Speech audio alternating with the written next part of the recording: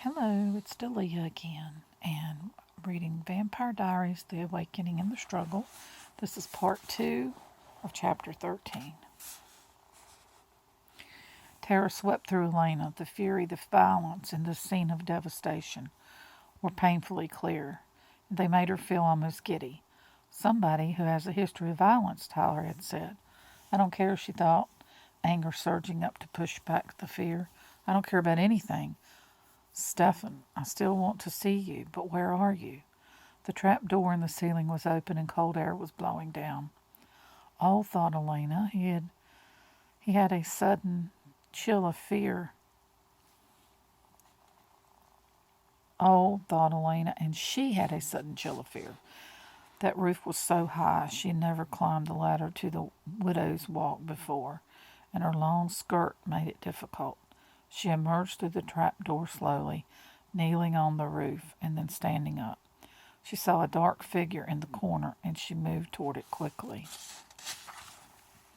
Stefan, I had to come, she began and broke off short because a flash of lightning lit the sky, just as the figure in the corner whirled around.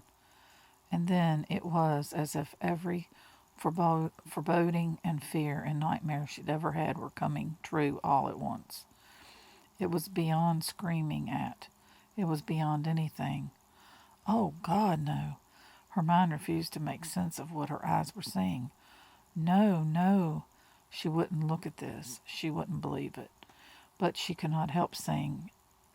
Even if she could have shut her eyes, every detail of the scene was etched upon her memory, as if a flash of lightning had seared into her brain forever.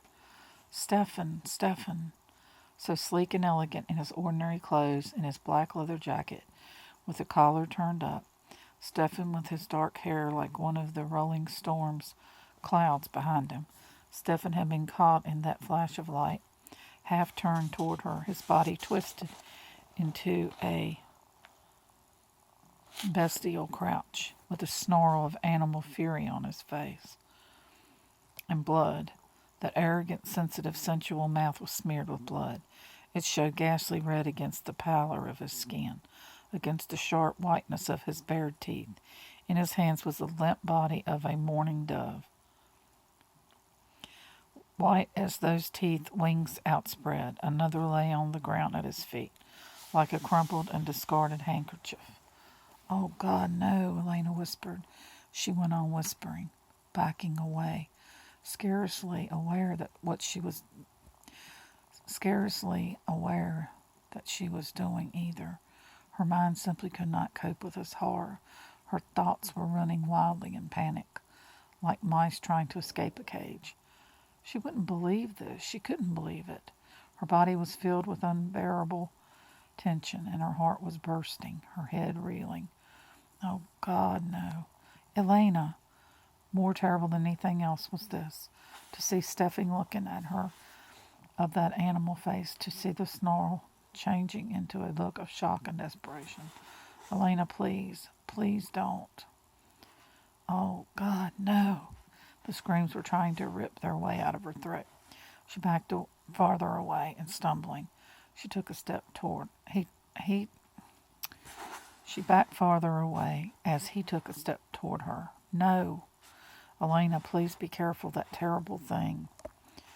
The thing with the Stefan's face was coming after her, green eyes burning. She flung herself backward as he took another step, his hand outstretched. That long, slender fingered hand that had stroked her hair so gently. Don't touch me, she cried, and then she did scream. As her motion brought her back against the iron railing of the widow's walk, it was iron that had been there for nearly a century and a half, and in places it was nearly rusted through. Elena's panicked weight against it was too much, and she felt it give way. She heard the tearing sound of overstressed metal and wood mingling with her own shriek. And then there was nothing behind her, nothing to grab onto. She was falling. In that instant she saw the seething purple clouds, the dark bulk of the house beside her.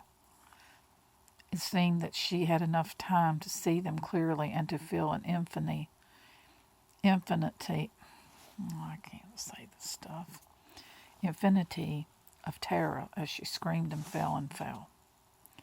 But the terrible shattering impact never came.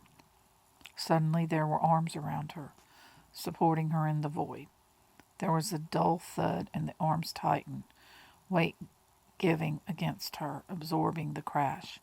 Then all was still. Okay, so now we're going to part 3. Interesting. Be back.